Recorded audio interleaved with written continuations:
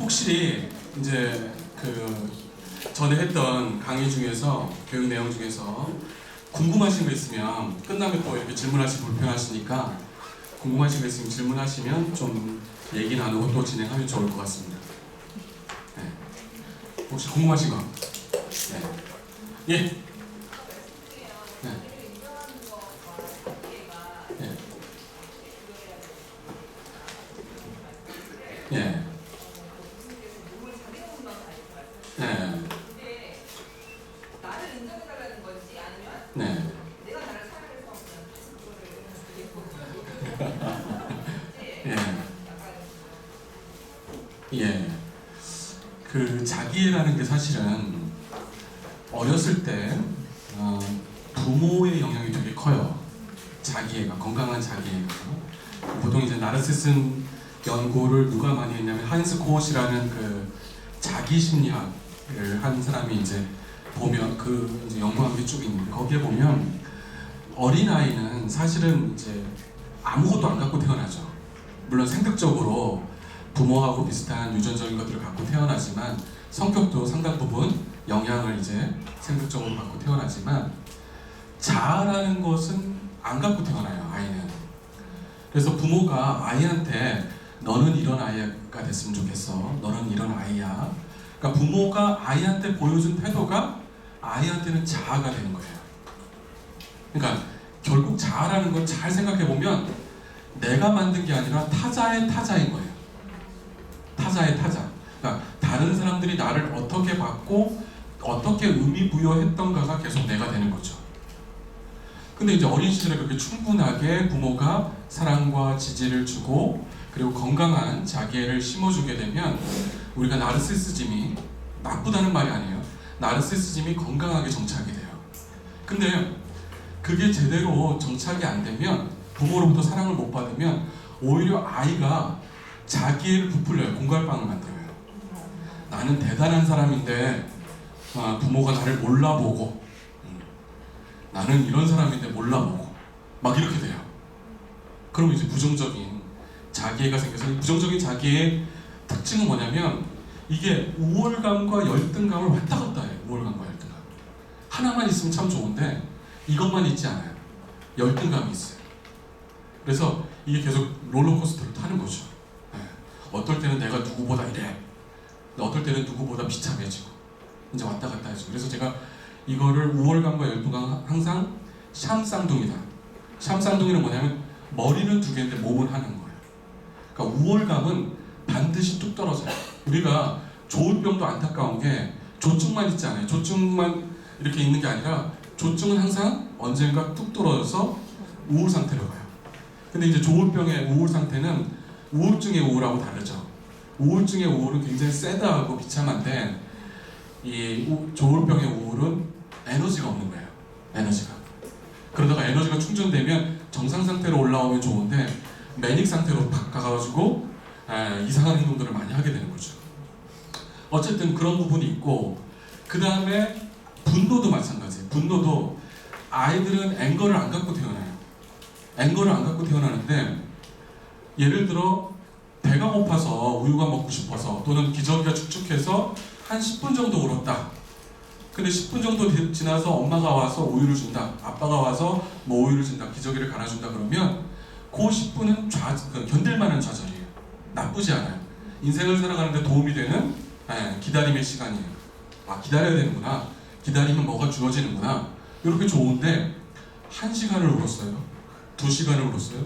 밤새 울었는데도 아무도 안 나타나요. 기저귀도 안 갈아줘. 엉덩이가 짓물러. 배가 고픈데 아무도 안 도와줘. 그러면 아이가 앵거를 배우는 거예요. 분노를 갖게 되는 거죠. 이 어렸을 때 이 분노가 결국 나중에도 계속해서 안 좋은 영향을 미치는 거죠. 그래서 다시 돌아가서 이제 건강한 자기애가 형성이 되면 내 것도 소중하고 다른 사람 것도 소중해요. 근데 이게 너무 이제 나르시시즘이 발달하게 되면 내 것만 소중하고 남 거는 이렇게 받아들이지 않는 거죠. 그러면 배우기가 어려운 사람이 돼요. 그럼 굉장히 사실은 학문 영역에 있어서 협소한 거죠. 나만 내 것만 맞고 내 이것만 타당해. 다른 거를 이제 받아들이기 어려운 거죠. 그러니까 일상생활에서도 안타까운 게 집에서도 나만 오라, 내가 정답이야, 다른 건 다 틀려 이렇게 되면 굉장히 힘들어져요. 그런 분들의 특징이 뭐냐면 건강한 자기애가 아니라 이게 좀 잘못된 부정적인 자기애가 점초된 경우가 많아요. 그래서 그 건강하게 인정하는 거는 나도 인정하고 타인도 인정하고 또 배울 수도 있고, 근데 내 것만 집착하게 되는 것은 약간 건강한 자기 인정은 아닌 거죠. 이해되셨죠? 예. 또 혹시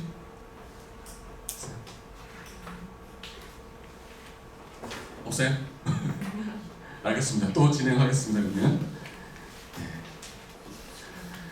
자, 인간의 삶 그리고 죽음에 대해서 조금 더 본격적으로 얘기를 좀 나눠보도록 하겠습니다. 우리는 이제 기본적으로 살아가도록 돼 있죠. 태어났으니까. 어디서 와서 어디로 가는지 정확하게는 알 수 없지만 이제 던져진 채로 이렇게 살고 있는 거죠. 이 실존주의 철학자들은 우리 이제 이렇게 던져진 상태, 세상에 던져진 상태를 현존재라고 해요. 현존재라는 말은 뭐냐면 나, 거기에, sein, 존재한다. 그래서 거기에 존재한다라는 의미가 현존재예요. 그래서 이 현존재는 끊임없이 내가 갖고 있는 것을 갖고 세상과 만나면서 내가 인간일 수 있는 방법, 인간 되어가는 방법, 인간답게 살아가는 방법들을 배우는 거죠. 그리고 세상에 뿌려져 있는 많은 요소들과 접촉하면서 세상이 이렇구나를 계속해서 배우는 과정들을 겪어나가요. 그걸 이제 이해의 과정일 수도 있고 인간이 인간 되어가는 과정일 수도 있고, 그래서 현존재는 끊임없이 물음을 던지고 뭔가를 답을 찾아가는 그런 어떤 모습들을 보이게 되어 있습니다. 그래서 저기 이제 벽에 걸려 있는 시계처럼 저 시계는 내가 왜 저 벽에 걸려 있는지 몰라요. 그냥 1시 다음에 2시, 2시 다음에 3시 이 작동 원리대로 작동을 하는 거죠. 작동하다가 망가지면 폐기 처분되는 것처럼 인간도 이 세상에 던져져서 어떻게 내가 어떤 원리로 작동하는지 잘 모르지만 생명 현상을 이어가고 있는 거죠. 근데 중요한 거는 시계와 다른 거는 뭐냐면 그거를 질문한다는 거예요. 내가 왜 여기 걸려 있을까? 그리고 왜 나는 1시 다음에 2시를 또 가리켜야 되는 건가? 이런 것들을 질문한다는 거죠. 인간이기 때문에. 자, 그리고 그래서 사람이라는 말이 어원을 보니까 삶과 암이 결합된 말이더라고요. 암이 사람이라는 거예요. 네. 그러니까 사람이라는 말에는 생명 현상으로서의 삶, 그 다음에 끊임없이 배워나가는. 그래서 한국말의 이 사람이라는 말이 참 절묘하게 만들어진 말인 거예요. 하이데거가 얘기했던 그 현존재에 대한 설명을 다 담고 있는 말이에요. 생명과 끊임없이 질문을 던지고 배워가는 존재다 라는 거를 담고 있는 말이 사람인 거죠.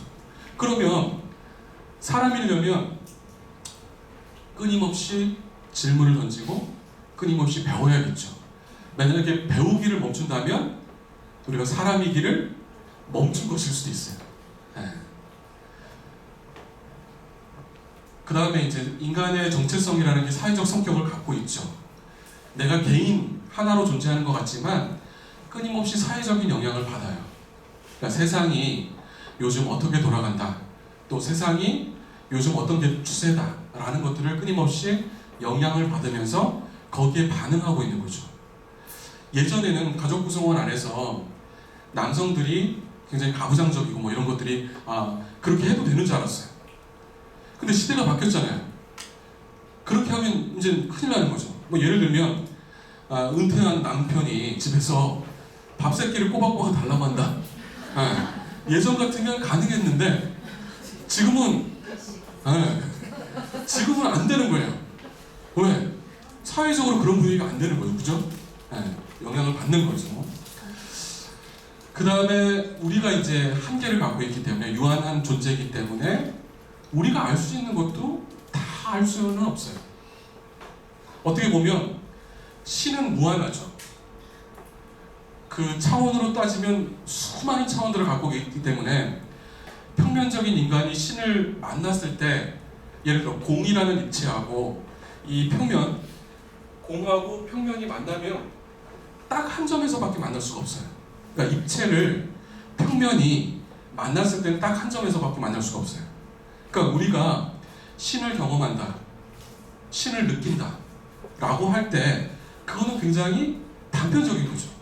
온전하게 다 느낄 수 있는 건 아니죠. 그래서 신은 무엇이다, 신은 무엇이다 이렇게 얘기할 수 있지만 그 무엇이 예를 들어 신은 사랑이다, 거꾸로 사랑은 신이다 이렇게 규정하기는 어려워요. 그러니까 신은 사랑일 수도 있고 신은 관대함일 수도 있고 신은 모든 것을 포용하는 것일 수도 있지만 그 각각의 것 하나가 신일 수는 없어요. 왜? 신은 그 모든 것들을 포용하기 때문에. 그러니까 우리가 안다는 거는 한계 내에서 아는 거죠. 평면적인 알일 수밖에 없는 거죠. 그렇기 때문에 우리가 가져야 될 자세는 뭐냐면 내가 최선을 다해서 안 것, 그것은 한계가 있다. 다른 사람들도 자기 삶에서는 최선을 다하고 있고 열심히 궁리하기 때문에 그 사람들이 알고 있는 것도 내가 받아들일 필요가 있는 거죠. 인간이 갖고 있는 두 가지 핵심적인 정신적인 상태는 이기성과 정신성, 이 두 가지라고 볼 수가 있어요. 인간은 굉장히 이기적인 동물이에요. 이기적인 동물이에요. 왜 이기적인 동물이냐면 태어나면서 인간은 자기 힘으로 살 수가 없어요. 자기 힘으로 살 수 없어요. 태어나자마자 주방으로 가서 계란 프라이 하는 애 봤어요? 네? 된장찌개는 뭐 하여튼 두부 넣고 호박 넣고 된장 넣고 끓이는 애 봤어요? 못 봤죠? 자기 힘으로 살 수가 없어요. 그렇기 때문에 애기는 엄청 귀여워요. 이기적이죠. 정말 이기적이에요. 귀여워서 너무 이쁘고 귀여워서 막 우유도 갖다 먹여주고 뭐도 갖다 주고 막 옷도 입혀주고 그래. 응? 굉장히 인간 생명 자체가 이기적이에요. 자살도 잘 들여다보면 이기적이에요. 왜 이기적이냐면 주관적으로는 내가 살아있는 것보다 살면서 고통을 받는 것보다 이 고통이 완벽하게 제거된 그곳으로 가는 게 나한테 이득이 된다고 믿기 때문에 그렇게 하는 거예요. 살면서 너무나 고통, 상처 이런 게 있잖아요. 근데 죽음은 사람들한테 어떻게 가게 되는 공포스럽긴 하지만 어쨌든 그 죽음 그 상태에서는 고통도 슬픔도 아픔도 없을 거라는 그 완전히 100% 무의 상태, 고통 무, 슬픔 무 하여튼 그 상태라고 상정이 되어 있기 때문에 거기로 삶의 고통에서 끄집어낸다고 생각하는 거죠.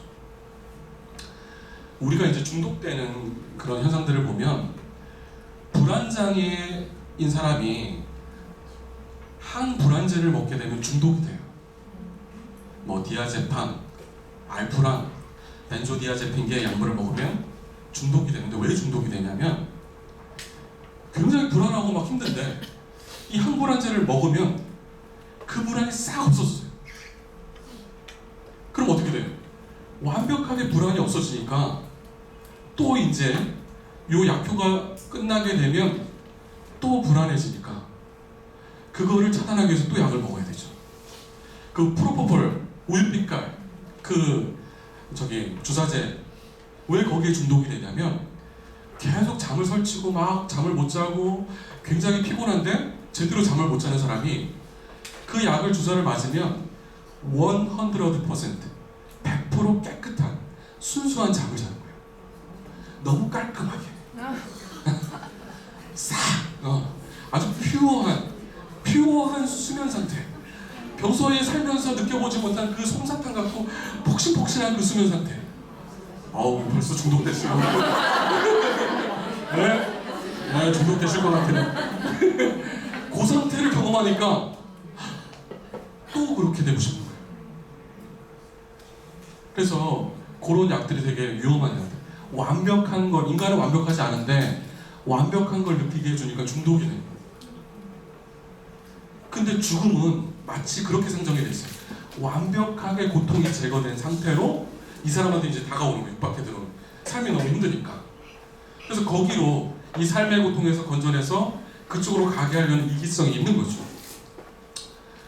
어쨌든 끊임없이 나 중심적, 나의 이득, 나의 뭐 이런 것들을 추구하는 거. 이냐시오 성인도 그거 얘기했잖아요. 자기 이해, 자기 이권, 자기 사랑 이것만 추구하면 영적으로 점점 멀어진다고 했잖아요. 인간이 이런 이기성을 추구하게 되면 다른 사람들을 살피질 못하는 거죠. 자기만 생각하게 되는 거죠. 그래서 이기성도 있지만 이 정신성은 뭐냐면 다른 사람들을 생각하는 거예요. 그래서 사실은 우리가 정신적으로 건강할 때, 또 영적으로 영성적으로 건강할 때 그거는 뭐냐면 나의 욕구도 있지만 내가 갖고 싶은 것도 있지만 다른 사람의 욕구, 다른 사람의 고통, 다른 사람의 필요에 대해서도 내가 염려하고 배려하고 나눌 수 있을 때 우리가 영적으로 건강한 거죠. 정신적으로도 건강한 거죠.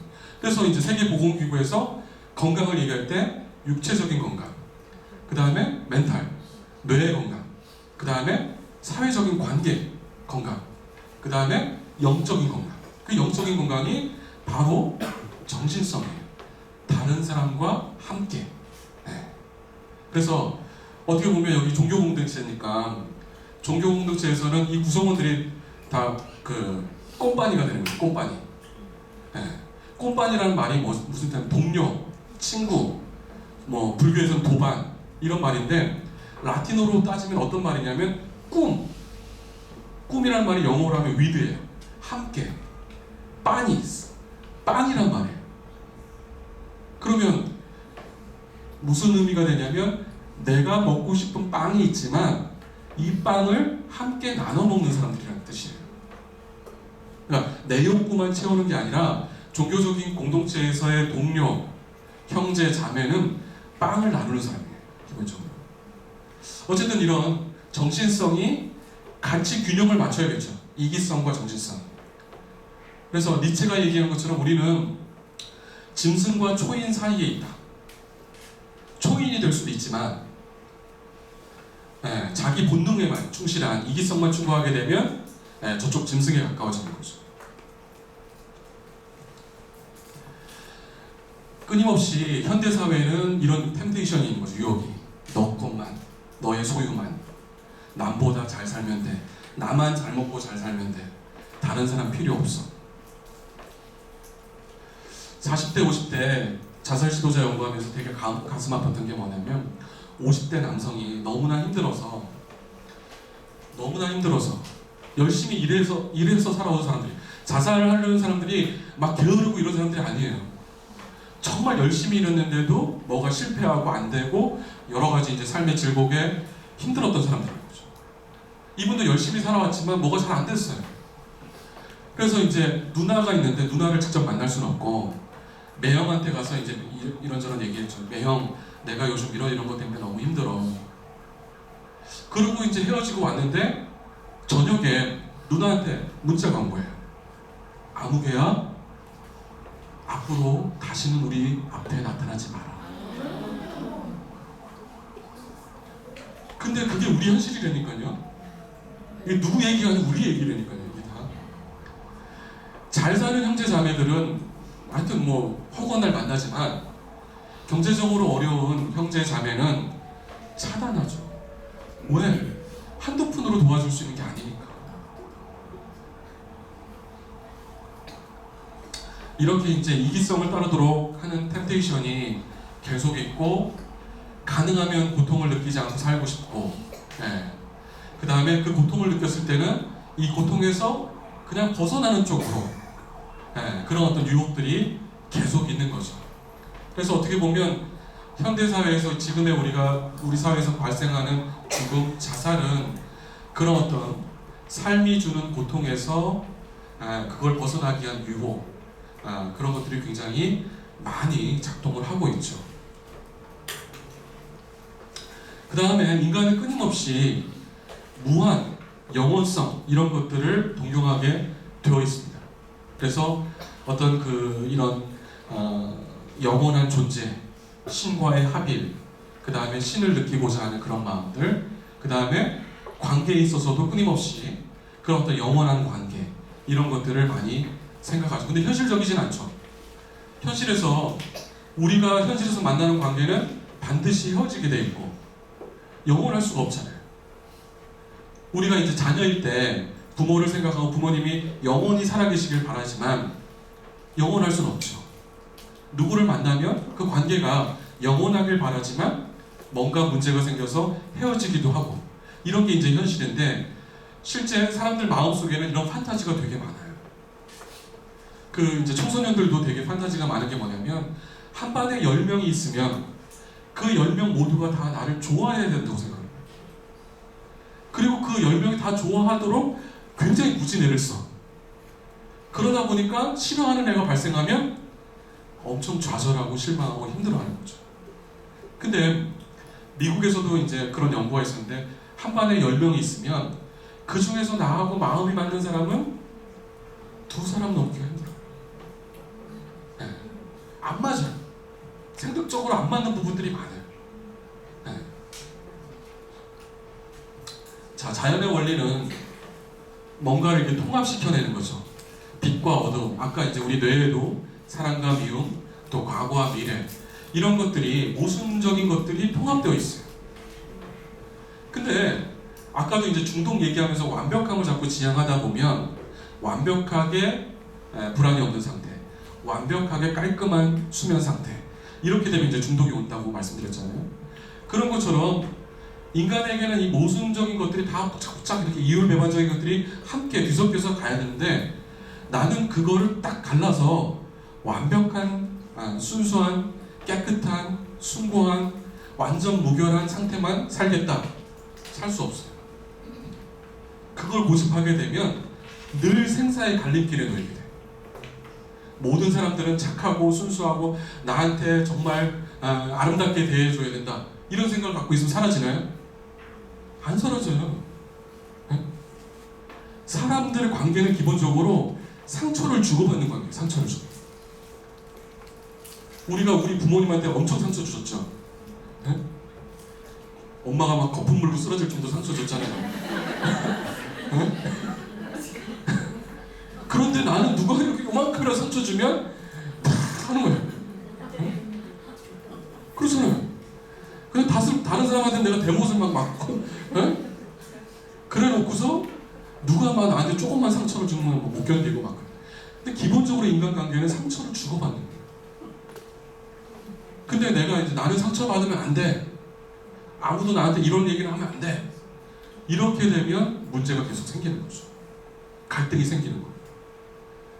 그래서 이거 어떻게 생각하시냐면, 다른 사람도 나만큼은 착하고 나만큼은 악하다, 다른 사람도 나만큼은 자기 삶에 최선을 다하고 있다, 이렇게 생각하셔야 돼요.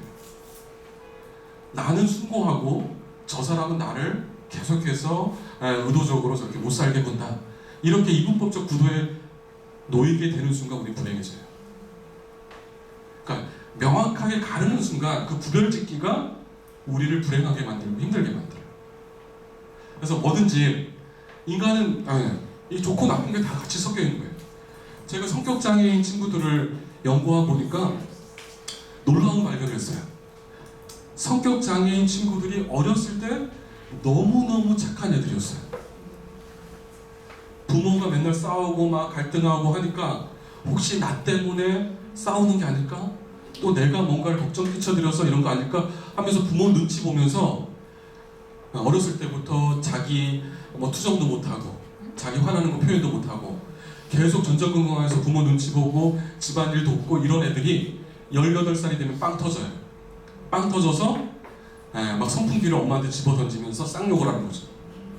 아빠한테 막 이제 마우스 막 던지고 키보드 막 던지면서 쌍욕을 해요.